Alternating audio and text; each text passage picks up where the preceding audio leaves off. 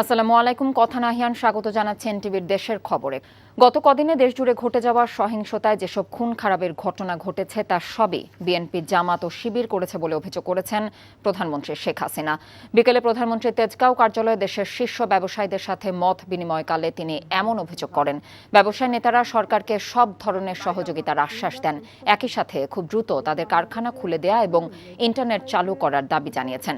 প্রধানমন্ত্রী তার বক্তব্যে বলেন, বিএনপির বিদেশে পালিয়ে থাকা এক নেতার নির্দেশে বিএনপি, জামাত ও শিবির মিলে দেশব্যাপী এসব তাণ্ডব চালিয়েছে, আর এক্ষেত্রে তারা শিক্ষার্থীদের ঢাল হিসেবে ব্যবহার করেছে বলেও উল্লেখ করেন শেখ হাসিনা। আবার এই আন্দোলন করেছে, আমি বাতিল করে দিয়েছি। সাজাপ্রাপ্ত রাষ্ট্রী দেশ থেকে বাইরে ওখান থেকে হুকুম দেয়, এটা জ্বালাও, ওটা জ্বালাও, এটা করো, আর কয়দিন চালাও ইত্যাদি।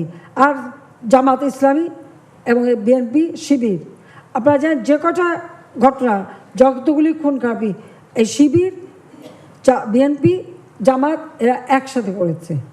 এখন জন্ম সনদ দিয়ে খোলো বিকাশ স্টুডেন্ট অ্যাকাউন্ট। নিজের বিকাশ নিজে কর। কিছুক্ষণ আগে পাওয়া খবরে জানা গেছে, নির্বাহী আদেশে আগামীকালও সাধারণ ছুটি ঘোষণা করা হয়েছে বলে জানিয়েছেন জনপ্রশাসন মন্ত্রণালয়। এদিকে কোটা বিষয়ে প্রজ্ঞাপন আগামীকাল সকালে হবে বলে জানিয়েছেন জনপ্রশাসন মন্ত্রী ফরহাদ হোসেন। টেলিফোনে এসব কথা বলেন তিনি। প্রজ্ঞাপন আমরা রেডি করে রেখেছি। আমরা মাননীয় প্রধানমন্ত্রীর অনুমতি পেলে আমরা প্রজ্ঞাপনটা দিয়ে দেবো। দেশের পরিস্থিতি, আমাদের ইনিশিয়েটিভ, কার্ফিউ রাখছি, সেটি শিথিলতা কতটুকু করবো সেটির উপরে পড়বে। দেশের অর্থনীতি সবকিছু একই সাথে চালিয়ে যেতে হবে। বিজনেস কমিউনিটি তাদের সাথেও মাননীয় প্রধানমন্ত্রী কথা বলছেন। তো সেক্ষেত্রে আমরা চাই যে এই পরিস্থিতি নিয়ন্ত্রণের মধ্যে ইতিমধ্যে চলে আসছে। সেনা মোতায়েনের তৃতীয় দিনে দেশের বিভিন্ন স্থানে টহল দিচ্ছে আইন শৃঙ্খলা বাহিনীর সদস্যরা। রাজধানীর মোড়ে মোড়ে অবস্থান করছে আইন শৃঙ্খলা রক্ষাকারী বাহিনীর সদস্যরা। দুপুর 2টা থেকে বিকেল 5টা পর্যন্ত কারফিউ শিথিল করা হয়। এদিকে কারফিউ থাকায় ঢাকা মাওয়া, ঢাকা রিচা, ঢাকা টাঙ্গাইল ও ঢাকা সিলেট, ঢাকা চট্টগ্রাম মহাসড়কে যানবাহন চলাচল নেই বললেই চলে। জেলার শহরগুলোতে চলাচল করছে রিকশা ও ব্যাটারি চালিত অটোরিকশা। বন্ধ রয়েছে অধিকাংশ দোকানপাট। গুরুত্বপূর্ণ বিভিন্ন পয়েন্টে মোতায়েন করা হয়েছে সেনাবাহিনী। জরুরি পরিষেবা ছাড়া অন্যান্য যানবাহনে তল্লাশি করে যৌক্তিক কারণ দেখাতে পারলে তাদের যেতে দেয়া হচ্ছে। এখন জন্ম সনদ দিয়ে খোলো বিকাশ স্টুডেন্ট অ্যাকাউন্ট। নিজের বিকাশ নিজে কর। সেনাবাহিনী প্রধান জেনারেল ওয়াকারুজ্জামান বলেছেন, দেশের সার্বিক পরিস্থিতি অনেকটাই নিয়ন্ত্রণে, তবে পুরোপুরি স্বাভাবিক হতে আরও কিছু সময় লাগবে জানিয়ে তিনি দেশবাসীর সহযোগিতা চেয়েছেন। জনগণ, মিডিয়া সবাই মিলে, সমস্ত নিরাপত্তা বাহিনী সবাই মিলে আমরা দেশটাকে আবার সুন্দর স্বাভাবিক জায়গায় আমরা নিয়ে যেতে চাই। সেই লক্ষ্যেই আমরা কাজ করছি এবং আমরা ইনশাল্লাহ আমরা যদি সবাই এক থাকি, আপনারা সবাই যদি আমাদের সহযোগিতা করেন, জনগণ সহযোগিতা করে এবং আমরা একসাথে সুন্দরভাবে কাজ করতে পারলে আমি নিশ্চিত যে আমরা আবার সুন্দরভাবে আগের জায়গায় আমরা চলে যেতে পারবো, স্বাভাবিক জীবনযাত্রায় ফেরত চলে আসতে পারবো। সে লক্ষ্যে আমরা কাজ করছি। ইনশাআল্লাহ আমরা হয়তো আরেকটু সময় লাগবে, আমরা স্বাভাবিক জীবনযাত্রায় ফেরত যেতে পারবো। কারফিউ আর ইন্টারনেট বন্ধ থাকায় আর্থিক সংকটে পড়েছে বরিশালের সাধারণ মানুষ। ইন্টারনেট না থাকায় একদিকে যেমন বন্ধ ব্যাংকিং লেনদেন, তেমনি ছোটখাটো প্রয়োজন মেটানোর মোবাইল ব্যাংকিং, নগদ, বিকাশ আর রকেটেও টাকা আনা নেয়া করতে পারছে না তারা। বরিশাল থেকে জানাচ্ছেন আক্তার ফারুক শাহিন, ক্যামেরায় ছিলেন গোবিন্দ সাহা। ব্যাংকগুলোর এটিএম বুথ থেকে মিলছে না টাকা। বিকাশ, নগদ আর রকেটের মাধ্যমেও করা যাচ্ছে না টাকার লেনদেন। সারা দেশের মতো বরিশালেও টানা 6 দিন ধরে চলছে এই অবস্থা। বুথে টাকা থাকলেও তা নিতে পারছে না গ্রাহক। ইন্টারনেট সমস্যার কারণে টাকা দেয়া যাচ্ছে না বলছেন এটিএম বুথগুলোর কর্মীরা।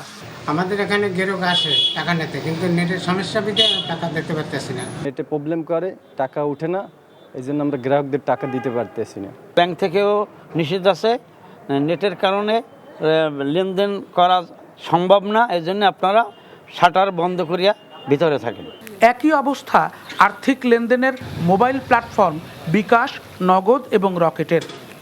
ব্যাংক কিংবা মোবাইল ফোনের অ্যাপে টাকা থাকলেও তা তুলতে না পেরে বিপাকে পড়ছে মানুষ। বিকাশের অ্যাপসে কাজ করতেছে না, ইন্টারনেটের কারণে ওয়াইফাইও বন্ধ হয়ে গেছে। তারপর আমরা ডায়ালিং করি, তাতেও কোনো কাজ হচ্ছে না। আর বিশেষ করে মানুষে অনেক দুর্বিষহ জীবনযাপন করতেছে, যাদের টাকা উঠাইতে পারতেছে না। বিকাশে এবং নগদ বন্ধ থাকার কারণে সব কিছু অচল হয়ে গেছে। কাস্টমারের মোবাইল হাতে নিয়ে আস্তে আস্তে হাঁটতেছে, কিন্তু টাকা উঠাতে পারতেছে না। আসে বলি নাই চলে যায়, কেনাকাটাও করতে পারছে, টাকা উঠাতে পারতেছে না। যে কোনো উপায়ে ব্যাংকিং পরিষেবা চালুর মাধ্যমে আর্থিক সংকট থেকে রক্ষা পাওয়াটাই যেন এখন সবচেয়ে বেশি প্রয়োজন মানুষের। Aktar Faruk Shahin, NTV news, Barishal. বিদ্যুৎ, গ্যাস ও পানির প্রিপেইড মিটার রিচার্জ শেষ হয়ে যাওয়ায় বিপাকে পড়েছেন খুলনার গ্রাহকরা। সেখানকার খবর জানিয়েছেন সিনিয়র করেসপন্ডেন্ট মোহাম্মদ আবু তৈয়ব। আমি রয়েছি খুলনার ওয়েস্ট জোন পাওয়ার ডিস্ট্রিবিউশন কোম্পানির 2 নম্বর ডিভিশনের সামনে। এখানে দেখছেন বৃষ্টির ভিতরে কিন্তু প্রচুর লোক তারা এসেছেন বিদ্যুৎ বিল পরিশোধ করার জন্য। কারণ ওদের সাথে আলাপ করে আমি যেটা জেনেছি, তাদের 2 দিন ধরে 3 দিন ধরে বিদ্যুৎ নাই, যে কারণে অনেকে রিস্ক নিয়ে কার্টুর ভিতরে অনেক এই করে তারা এসেছেন। আর এখানে একটা জিনিসের লক্ষণীয় আমি যেটা দেখেছি, যে বিদ্যুতের বিল পরিশোধের জন্য স্থানীয়ভাবে যে সমস্ত রকেট বা নগদ কোম্পানির লোকেরা এখানে এসেছেন, তারা অতিরিক্ত 50 থেকে 100 টাকা নিয়ে তারা এখানে বসে তাদের মিটারের কার্ড দিচ্ছেন এবং তাদের SMS করে দিচ্ছেন যে মিটার হচ্ছে। এটা এভাবে করছেন। অপরদিকে বিদ্যুতের খুলনার MD আমাকে জানিয়েছেন, গতকাল 1,68,000 টাকা তাদের ক্যাশ কার্ড বিক্রি হয়েছেন এবং তারা ক্যাশ নিয়ে ব্যাংকে জমা দিতে পারছেন না। এটা তো একটা ওই যে সমস্যার ভিতরে আছেন। সব মিলিয়ে খুলনাতে বিদ্যুৎ নিয়ে একটা হযবরল অবস্থার মধ্যে আছে। ইন্টারনেট বন্ধ থাকায় চরমভাবে ব্যাহত হচ্ছে চট্টগ্রাম বন্দরের কার্যক্রম। ব্যবসায়ীরা জানিয়েছেন, বৈদেশিক বাণিজ্যের প্রায় সব দাপ্তরিক কাজ কাস্টমসের অটোমেশনের মাধ্যমে হয়ে থাকে, কিন্তু ইন্টারনেট বন্ধ থাকায় রফতানি কিংবা বন্দর থেকে পণ্য ছাড় করা মারাত্মকভাবে ব্যাহত হচ্ছে।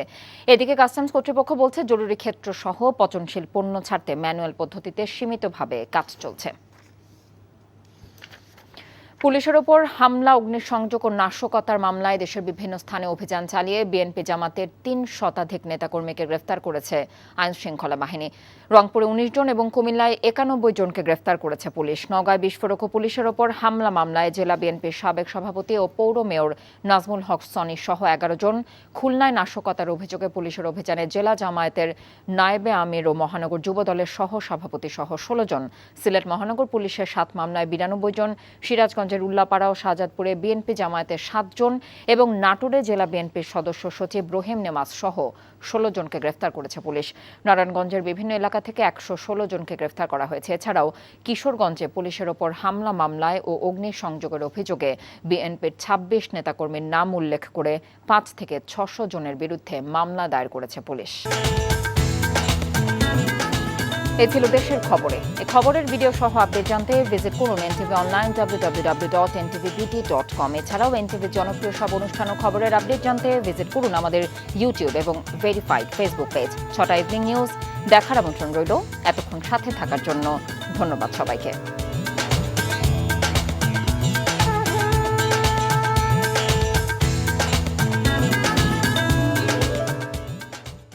এখন জন্ম সনদ দিয়ে খোলো বিকাশ স্টুডেন্ট অ্যাকাউন্ট। নিজের বিকাশ নিজে কর।